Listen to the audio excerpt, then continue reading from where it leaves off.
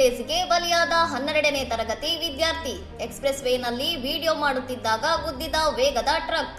ನುಹ್ನಾ ಶಾಪುರ್ ನಂಗ್ಲಿ ಗ್ರಾಮದ ನಿವಾಸಿ ಮೊಹಮ್ಮದ್ ಮೊಯಿನ್ ಮೃತಪಟ್ಟ ದುರ್ದೈವಿ. ಈತ ಖಾಸಗಿ ಶಾಲೆಯಲ್ಲಿ 12ನೇ ತರಗತಿ ಓದುತ್ತಿದ್ದನು.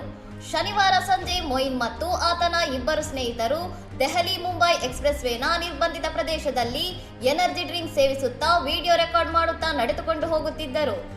ಮೂರನೇ ಸ್ನೇಹಿತ ಸ್ಮಾರ್ಟ್‌ಫೋನ್ನಲ್ಲಿ ವಿಡಿಯೋ ಶೂಟ್ ಮಾಡುತ್ತಿದ್ದಾಗ ಹಿಂದಿನಿಂದ ವೇಗವಾಗಿ ಬಂದ ಟ್ರಕ್ ಇವರಿಗೆ ಭೀಕರವಾಗಿ ಡಿಕ್ಕಿ ಹೊಡೆದಿದೆ. ಅಪಘಾತದ ತೀವ್ರತೆಗೆ ಹದಿಹರೆಯದವರು ಗಾಳಿಯಲ್ಲಿ ಹಲವಾರು ಅಡಿಗಳಷ್ಟು ದೂರಕ್ಕೆ ಎಸೆಯಲ್ಪಟ್ಟಿದ್ದರು.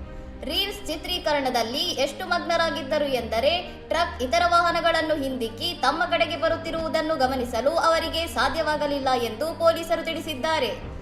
ಅಪಘಾತದಲ್ಲಿ ಮೊಯಿನ್ ಸ್ಥಳದಲ್ಲೇ ತೀವ್ರವಾಗಿ ಗಾಯಗೊಂಡು ಆಸ್ಪತ್ರೆಯಲ್ಲಿ ಮೃತಪಟ್ಟರೆ ಆತನ ಇಬ್ಬರು ಸ್ನೇಹಿತರು ಗಂಭೀರ ಗಾಯಗಳೊಂದಿಗೆ ಚಿಕಿತ್ಸೆ ಪಡೆಯುತ್ತಿದ್ದಾರೆ.